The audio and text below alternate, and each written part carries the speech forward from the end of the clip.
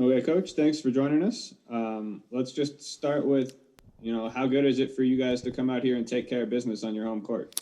Yeah, it's a good win, good team victory again. We 18 assists, 9 turnovers. You'll take that every night. We shared the ball, we moved the ball for the most part, and had some really good individual performances. But I thought, our post defense going into this game, we knew they had a couple low post guys that are quality players, and I thought Evan and Dallas really took that on as a challenge, and both played extremely well, I thought, on the defensive end. And I thought Jariah Horn did a great job, too, when he was in there, making them score over him and not giving them easy buckets. And so overall, I thought defensively, a great effort. Offensively, we shared the ball, had 4 guys in double figures, and got another step in the right direction. But we all, I told the team in the locker room now, it's the rest of the season.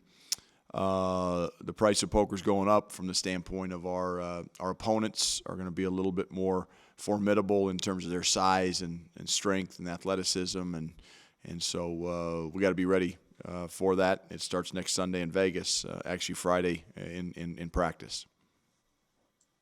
We'll open it up to the room and go over to Hart Kasani. Hey, Coach, congratulations on the win. I was asking McKinley about this.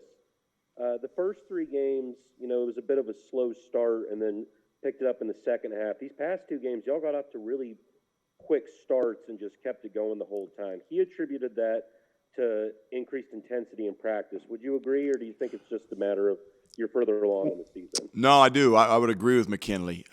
We've got competitive practices, and we don't always go, first 5 against second 5, or I'm not sure we have a first 5, second 5. We got a really talented, deep team, and some guys that if you don't bring it in practice, you're going to get embarrassed. And so yeah, I think it starts in practice for sure. And I credit our entire team for that. And we've got a team this year. We got 18 guys on our roster, which is much more than normal. And we've got guys like Ben Ursek and Aiden McQuaid and Will Laughlin. Didn't get in the game tonight. Isaac Jessup and Owen Kuntz did at the end. But those 5 guys are a terrific, what we call scout team, and they really help prepare us for Northern Colorado and for Omaha. And so yeah, our team goes deep, and even that scout team helps prepare our guys. Because they run the opponent's stuff. They start about 2 days in advance, and they run their stuff, and they run it hard, and they run it well, and they take pride in it. And so, when you got unselfish kids, it's just a pleasure to coach them. But McKinley's right. I think it starts in practice. We'll throw it over to Pat Rooney. Coach, in terms of coming into these 2 home games, with your full complement of players and getting everybody back in the action, 2 overmatched foes, physically, do you feel like you did what you were supposed to do, what you needed to do, as far as getting ready for that turn in the schedule coming up that you mentioned? I think so, Pat. Allowed us to get some minutes for some of those younger guys that maybe didn't get them against Tennessee or K-State. It allowed us, I think, to gain some confidence and to understand how good we can be when we play together and when we play with great energy and effort throughout the game, on both sides of the ball. So, yeah, I think this was a good week for us. We kind of needed it. But, again, these games are behind us now, and everything in front of us. Grand Canyon, who we play 2 days after Washington, had a shot at the end to beat Arizona State, who we know how good and talented Arizona State is. So that is not a gimme game. We don't have any of those left. We got 21 Pac-12 schools, and we got Grand Canyon. So hopefully we can get them all in, and stay healthy. And that's, but it is good to have everybody on deck like we did the last 2 games, minus Tristan tonight. Jack Carlo. Hey, Coach. It looks like Jabari Walker led you guys with 9 rebounds. For a player that doesn't spend a whole lot of time, camped under the basket, what does that kind of tell you about him? Well, it just tells you how active Jabari is and how, and all 9 of those were on the defensive end. I mean, what I'd like to see Jabari with, at least 2 or 3 offensive rebounds, because he's a guy who just has a nose for the ball. You can't teach that. He's got it. He plays with unbelievable energy and effort. I mean, he has 15 and 9 in 15 minutes. So, Jabari kind of imposes his will on the game and plays with a great motor. So, and I told our guys, I want them to be selfish in one aspect of the game, and that is rebounding the ball. I want guys going after rebounds, and Jabari does that. And he's fouling a little bit too much, but again, he's learning, what this game is all about and how it's played, and he's going to be a great player at Colorado. He's and his teammates love playing with him. That's what it's really neat to see. Justin Guerrero. Coach, you mentioned it just a second ago, but with Tristan tonight, would you be able to comment at all on his absence? Was that health-related or a coach's decision? Yeah, no, it was not a coach's decision. It was health-related.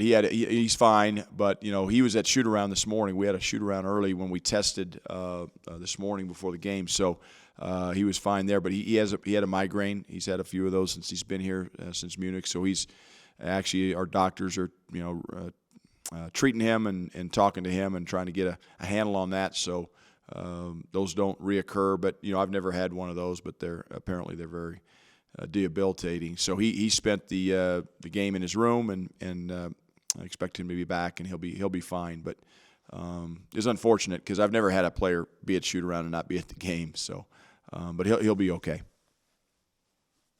Back to Hart Fasani. Hey, Coach. For Deshaun, getting out there and having probably his best game of the season so far after, not really being available early on. Talk about the extra dimension he adds for y'all now that, he's kind of at a full 100% go, and how he helps elevate the team. Yeah, I mean, look, Deshaun's a guy that can score on all three levels. He can shoot the three. He's got a good mid-range game. He can get to the rim. He's a good foul shooter. He's a good defender for us. He's a big, strong body out there. So yeah, Deshaun is so important to us. And and when he hit the first shot, it was so good to see that kind of get him. He got himself going a little bit. And the thing I liked about Deshaun tonight is he played aggressively. And when he's aggressive, we're usually pretty good. And he's for his career, he's been a really good assist to turnover ratio guy. Tonight, wasn't great for him, but it's good to see him being aggressive and attacking the rim, and because he's good when he does that, and he'll finish better than he finished tonight at times, and he's a good passer. So Deshaun Schwartz brings a big element to our team, as does Maddox Daniels, off the bench. But those two guys are important to us moving forward. Pat Rooney. Hey, Coach, you just mentioned Maddox Daniels. I wanted to ask about him. I know his shot wasn't falling tonight. One thing that maybe struck me these first couple of games, he seems to be getting after it a lot more defensively.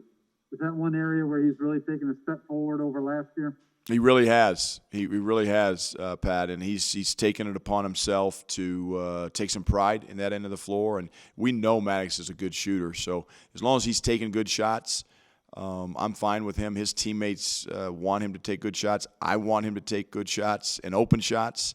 When he's open, we want him to let it fly because he's a good shooter. Jariah is a good shooter. We got some good shooters in this team, and we're going to need that when we play Washington on Sunday. So I thought Maddox was terrific. He made a defensive play in the first half, helping the helper that he wouldn't have made a year ago, and so he's gotten to be a more willing and active defender, and again, that's one of the reasons why our defense right now I think is playing pretty well and has pretty much the 5 games that we've played. We're going to need it again on Sunday.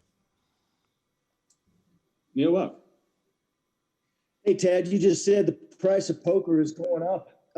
Does it feel a little weird to be stepping up to the next table 5-6 games into the season rather than having 10 or 12 or 13 together? Yeah, without a doubt. We've had, I think, 38 or 39 practices, and tonight was our 5th game.